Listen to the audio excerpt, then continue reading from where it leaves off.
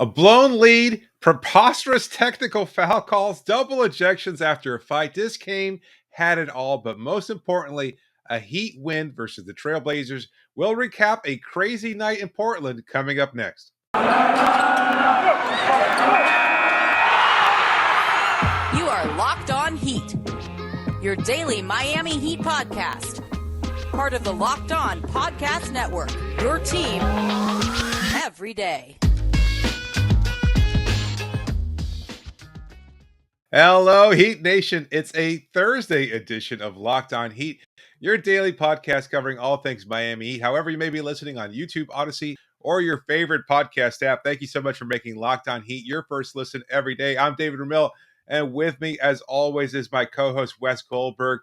The Miami Heat continue their road trip, and this time they were in Portland. No Jimmy Butler, of course, after spraining his ankle the previous game. He was out of the lineup.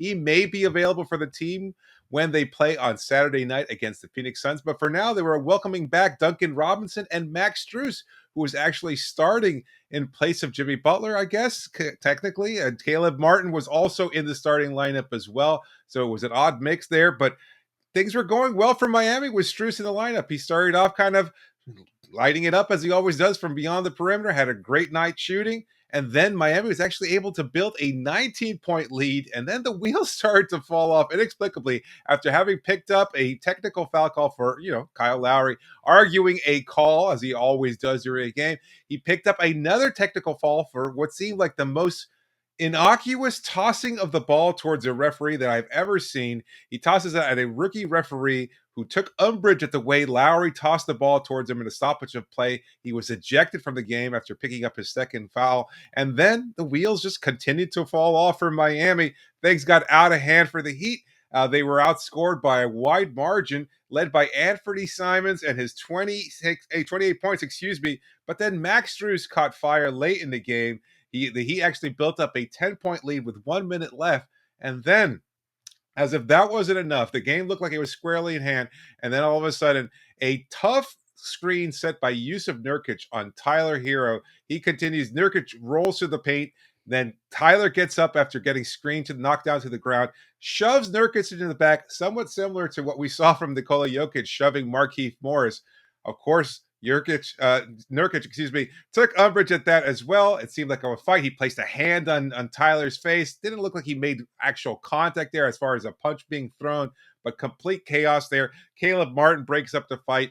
Both Nurkic and Herro were eventually ejected, but the point of the matter is the Heat were able to hold on to a nice win, 115-109 over the Portland Trailblazers. Wes, complete chaos.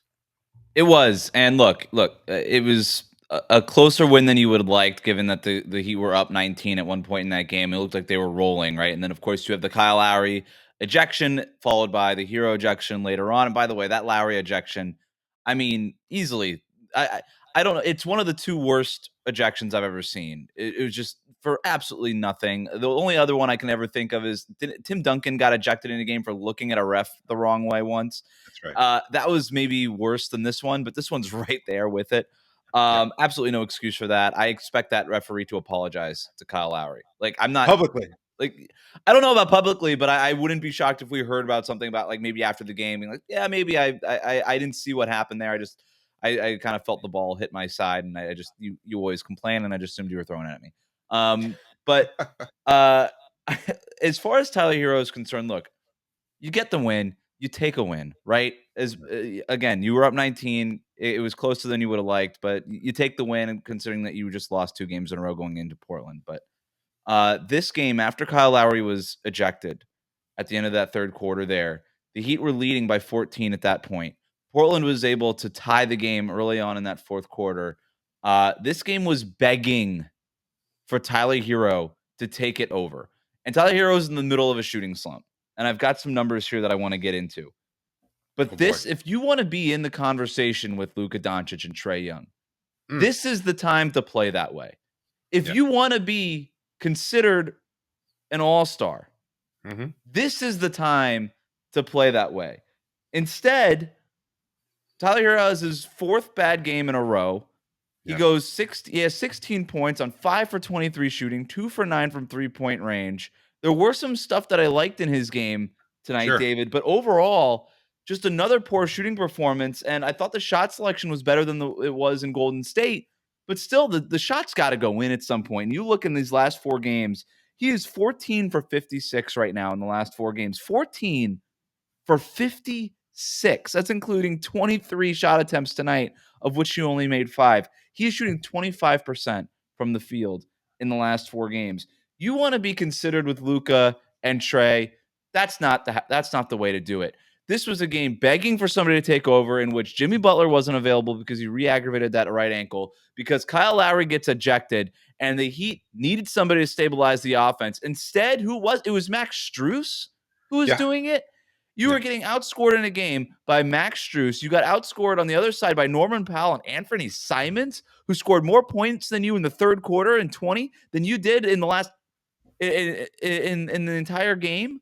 Yeah. It's just I don't know, man. Like, this was the same night where Luka Doncic beats the Warriors, right? And then you go ahead and get ejected at the end there. And like, whatever, man. Was Nurkic out of line by leaning into the screen a little bit? I guess, but you didn't have to shove him. That was ridiculous. You lost your cool because you weren't playing well. Had Tyler Herro been scoring 30 points in this game, there's no way he shoves Yusuf Nurkic there. He was frustrated.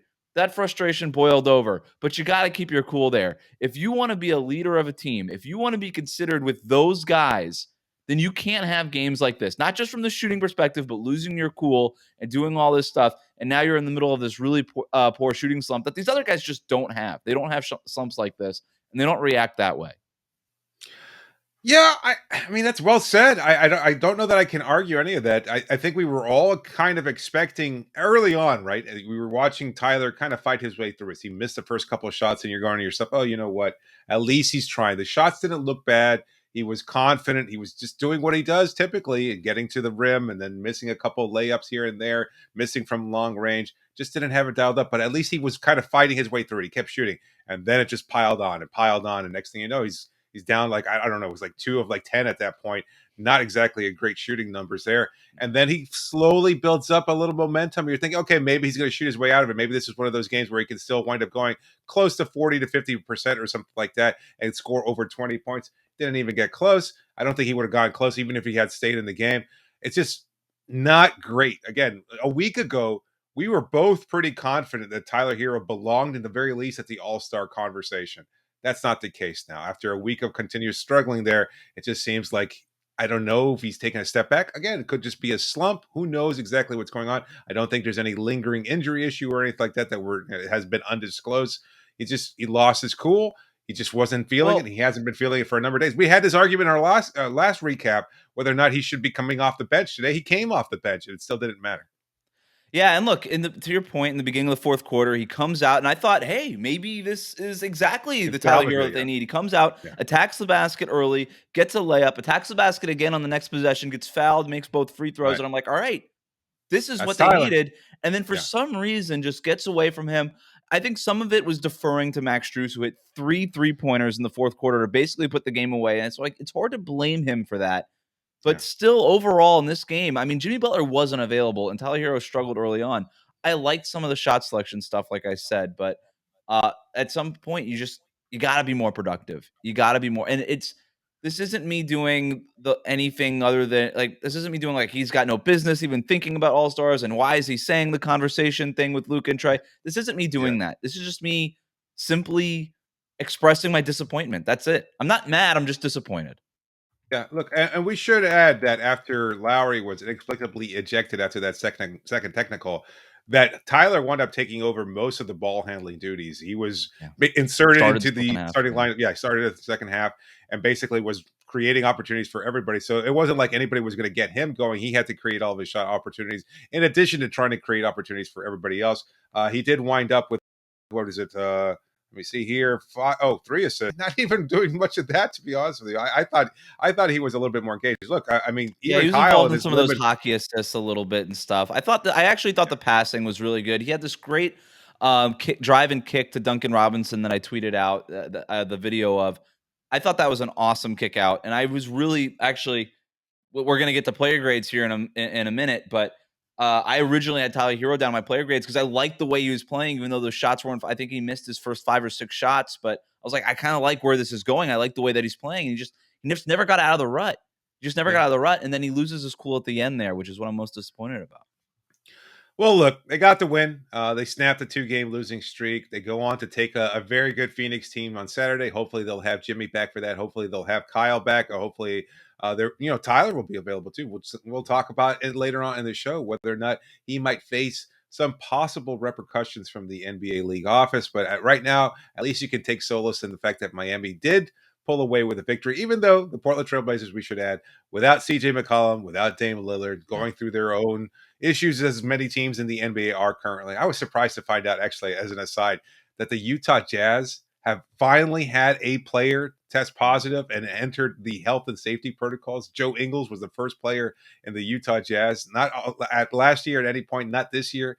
What is the Utah weather like? We got to get something from David Locke here so that we can all be safe here in South Florida. But we'll move on. We'll talk about some player grades. We'll issue those player grades in the next segment. But first, just a reminder that today's show is brought to you, that's right, by Shopify. That's the sound of people buying things. Just another sale on Shopify, the all-in-one commerce platform to start, run, and grow your business. Shopify gives entrepreneurs the resources once reserved just for big businesses. So upstarts, startups, and established businesses alike can sell everywhere, synchronize online and in-person sales, and effortlessly stay informed. Scaling your business is a journey of endless possibility. Shopify powers millions of businesses from first sale to full scale. You can reach customers online across social networks with an ever-growing suite of channel integrations and apps, including Facebook, Instagram, TikTok, Pinterest, and more. Gain insights as you grow with detailed reporting of conversion rates, profit margins, and beyond. It's more than a store. Shopify grows with you. If you're looking to expand your business, if you're looking to grow your business, if you're looking to just start your business, then Shopify is the thing for you. This is possibility powered by Shopify. Go to shopify.com/LockedOnNBA, all lowercase, for a free 14-day trial to get full access to Shopify's entire suite of features. Grow your business with Shopify today. Go to shopify.com/LockedOnNBA right now. That's shopify.com/LockedOnNBA. Thank you for making Locked On Heat your first listen every day. We are free and available on all platforms. Make sure to subscribe on YouTube to get the show earlier than you would in your podcast feeds. We are putting the shows up on video earlier than we do the audio. It's time to do our player grades here, David. I forgot the glasses and the bow tie that I usually have. Just forgot to put them on, but I do have the whiteboard. We're starting with Max Strus, and he's getting an A. It's our first A in quite a while, because the Heat were obviously on a 2-game losing streak, and as you know, nobody gets an A in a loss. Max Strus gets the A tonight because, first of all, 25 points on 9 for 17 shooting, 7 of 13 from three-point range, 6 rebounds, 5 assists, despite Jimmy Butler wanting to send his ass back home, right?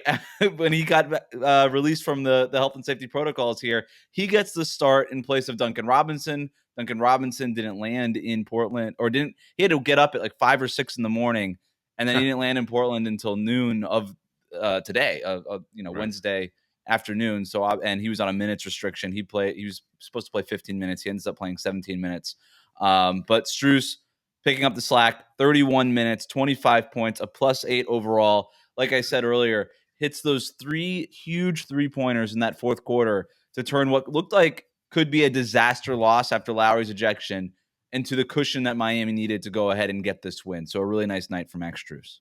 What do you think of the Jimmy Butler handshake with Max Strus? Like, I know he the talked middle about it finger recently. is my favorite. Yeah. It's my favorite handshake in the NBA right now. Like, Strus hits a 3-pointer, big time shot, comes off the bench, and he instinctively brings it up right away, flips the bird at Jimmy Butler, and Jimmy Butler goes, "Whoa, okay, we're starting that again, all right," and he returns it in kind. But then there was one time he hits another one when Miami was trying to pull away from the Blazers there, and Strus hits another big shot. It was so big time, I tweeted it out that Jimmy actually wound up shaking his hand, so it was like not flip worthy, I guess. I'm not sure exactly the origins of it. I know Jimmy's talked about it, but still, it's interesting to see that dynamic there. As far as his game is concerned, he had it going all day. Like, it was just really impressive for him to have taken this kind of amount of time off because of the health and safety protocols, and I imagine that he just was asymptomatic and hasn't had to recover much. I mean, we didn't get those full details, but either way, right now he looked phenomenal. It just had a great game, was shooting well, creating the kind of spacing that Miami has desperately needed without Duncan Robinson, without Max Strus in there, without even Gabe Vincent there. So it was good to have Strus provide some of that boost. He was a big reason why Lowry was able to just create shot opportunities for everybody else. He saw Duncan, he saw, Caleb Martin, he saw Max, etc. Great game for Strus overall.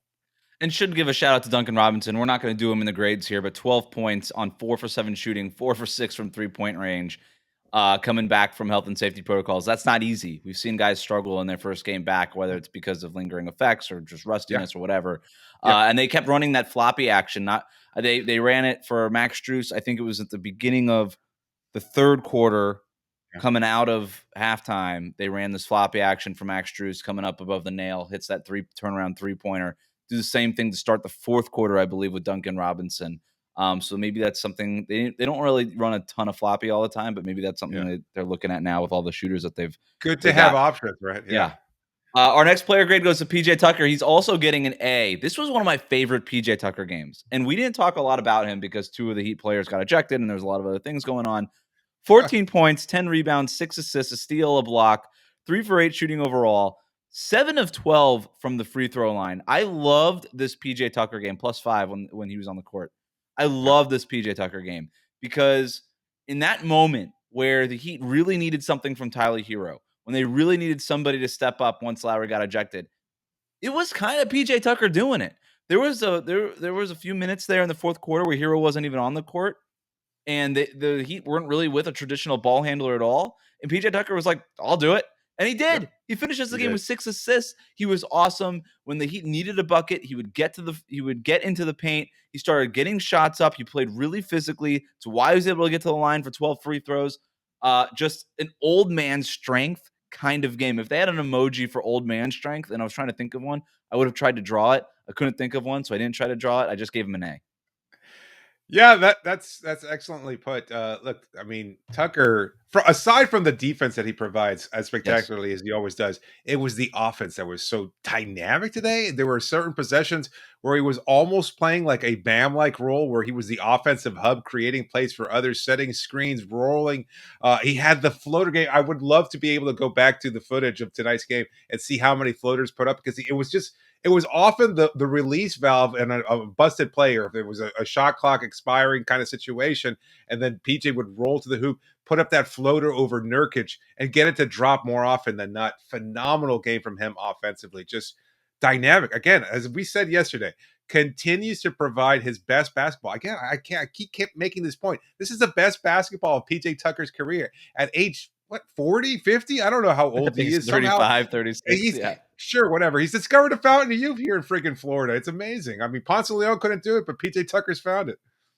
I just went to the Fountain of Youth in St. Augustine for New Year's. You got it too? How come Ponce de Leon couldn't figure it out then? What's the problem? I don't know. There was barely enough fountain for me and PJ Tucker. It's a very small fountain. All right, Omer Yurtseven's next. He's getting our player grade. A big old 3 with an exclamation point. Congrats to Omer Yurtseven. What we had seen during Summer League, the ability to shoot the 3, shoot the ball from the perimeter, all these things. We hadn't really seen a lot of it at the NBA level for good reason, but he made his first NBA 3 tonight. You'll love to see it. Omer Yurtseven's line overall, 14 points on 5 for 9 shooting, 1 for 1 from 3-point range, 3 of 5 from the free throw line. You like to see him getting to the line a little bit more. 16 rebounds, 5 of which were on the offensive glass, 4 assists, which was really nice. Just 1 turnover, also had a block. Just a really nice all-around game for Omer Yurtseven. Best of all, Miami was outscored Portland by 13 points when Yurtseven was on the floor, tied for the best mark on the team. Similarly to what we've seen recently, he picks up a couple fouls, and then the Chris Silva situation takes over, where he winds up getting inserted into the game, and everybody's kind of holding their breath. Can they hold off? Can they keep their lead going until Yurtseven comes back? And look, I need your help here, because I'm old. I can't figure it out. What's the comparison to Andre Drummond? Because I just don't see it. Like, everybody keeps calling him Turkish Drummond. I'm not sure I see it. Like, I guess it's the rebounding numbers. I mean, it's just because Drummond was like routinely pulling in like 15 to 20 rebounds a game. I don't know. I'm with you. I don't know what it is. I was texting with an NBA writer, a friend of mine, and I was asking him, what do you think the comparison is? And he said Zubac. Clippers, Mm, mm. which I don't mind as a comparison. That's not bad. I think Yurtsevens need to put on a little bit more strength, but I think Yeah, Zubac could be a pretty decent comp for him. sure. I don't see the Drummond stuff. One thing we should say about Yurtseven before we move on here, should have called out the screen that Nurkic was setting for Herro. For That was a sure. big that's something that he needs to work on. It's not just Mhm. in that moment. It's been a thing with him and with Silva. With either center in there, Miami's defense has slipped lately. You don't put it all on those guys. Obviously, there's a lot of things happening with Miami's roster, but those Mhm. guys need to figure out how to communicate, how to, first of all, recognize with those. We don't talk about that enough in communication. It's not just yelling at your teammates. You need to recognize what's happening in the ahead of the moment before it happens so that you can communicate it in time to your teammates. He needs to see Nurkic stepping up to set that screen. He needs to warn Tyler Herro to that blindside screen. He didn't do it, and we saw what happened with Tyler Herro, but overall, a nice night for Yurtseven. Yeah, no, you're not signing Myers Leonard to a 10-day contract, that's for sure. But either way, look, I will say, I think both of those players, being non-native speakers, I think that's part of the problem. They're both kind of soft-spoken as well, so maybe they don't feel necessarily comfortable yelling out things like that of that nature. But they're also young; they're going to have to figure it out. Especially Yurtseven, if he's going to be a part of this team, if he's going to be getting increased playing time, he's going to have to feel a little bit more comfortable and be a lot more communicative out there because otherwise, it's going to cost Tyler Herro a couple of teeth here and there. But we'll move on and we'll talk about what happens next, whether or not Tyler Herro does wind up missing some action, especially on Saturday night against the Phoenix Suns. But first, just a reminder that this show is brought to you by Bet Online. Bet Online would like to wish you a happy new betting year as we continue our march to the playoffs and beyond. Bet Online remains the number one spot for all the best sports wagering action for 2022, a new year, and a new updated desktop and mobile website. To sign up today and receive your 50% welcome bonus on your first deposit, just use our promo code Locked On to get started. From football, basketball, hockey to your favorite Vegas casino games, don't wait to take advantage of all the amazing offers available for 2022. Bet Online is the fastest and easiest way to wager on all your favorite sports. Bet Online, where the game starts, and don't forget to use the promo code Locked On. Just a reminder that you can always reach us via email at lockedonheat@gmail.com or via Twitter using the hashtag AskAllHeat. Be sure to please subscribe to the show and leave a review. As always, got questions, comments, feedback, we welcome it all. Make sure you submit that. Not sure where to take the conversation here. It's 1:15 in the morning as we're recording this right now. We're exhausted. It was I've got an idea. Okay. I'm gonna hear it. Well, let's talk. I got two things I want to talk about. Tyler Herro, what happens next? And then Mario Chalmers. We got to talk about Mario Chalmers, but let's do the Herro thing first. Let's put a bow on this. Do you think he serves a suspension? I don't. I think the NBA looks the other way on this. Maybe they weren't even watching this game considering how long it went. It was so early in the morning on the East Coast. I don't. I think they just let this go. I don't think he serves a suspension. But what do you think? I think he gets ejected. I mean, I think he serves a suspension. I think there was intent there. It wasn't just like fiery tempers. Maybe they'll hear something differently. But look, they saw him at one point challenge referees, and Eric Spoelstra actually had to like grab him demonstratively and pull him away towards the bench. I don't know if you saw that. I can't recall exactly at what point in the game that was now, but it seemed like, as you mentioned and have alluded, it was pretty clear that he was frustrated because his shot wasn't falling and it just kind of slowly built up there. The fact that he was knocked down on what might have been a hard foul, not necessarily a sharp foul or a particularly egregious foul from Nurkic. He gets up, looks to initiate contact, shoves him in the back. That Yeah. can't happen. Like we can't No. criticize Jokic for doing it and then look the other way when Tyler Herro at 175 pounds does it. Like it's just not. It's not the right thing for him to do, and it was a mistake on his part, and I think he'll likely miss Saturday's game. I don't think either of us are looking the other way. We've both said this is not the right thing to do. We're both disappointed with Tyler Herro for it. The only reason I would say he probably doesn't serve the suspension is because Jokic served a 1-game suspension, injuring a guy. I'm just talking about the result here. But that's not the NBA doesn't do that. That the NBA doesn't just they use don't, the because it kind of result. feels like they do sometimes. I don't know. I guess we'll see. Yeah. The other thing I want to talk about is Mario Chalmers. Oh, So he was deactivated before the game because they obviously got some players back, Max Strus, Duncan Robinson. The way that these COVID 10-day contracts work is, they're 10-day contracts. And when the players come back who you are replacing with this 10-day contract. You don't just get released from that 10-day contract. You're able to, see out the rest of those 10-day deals, but you have to be deactivated from the roster because now, of course, if you have a bunch of 10-day contracts, then you're over the normal 15-guy limit and whatever it is. So the Heat had to go into this game, and they had to, with getting 2 guys back, had to deactivate 2 guys. They decided to deactivate Nick Stauskas, and of course, they deactivate, sadly, Mario Chalmers. So this isn't they don't have to deactivate Mario Chalmers forever, but I have a hard time thinking that they're going to deactivate somebody like Silva or Highsmith even, or if they're not going to deactivate Kyle Guy, because how could you? So we're getting to the point now where you're only going to get more players back. I don't see the path for Mario Chalmers to ever get on the court for the Miami Heat, which is just kind of sad.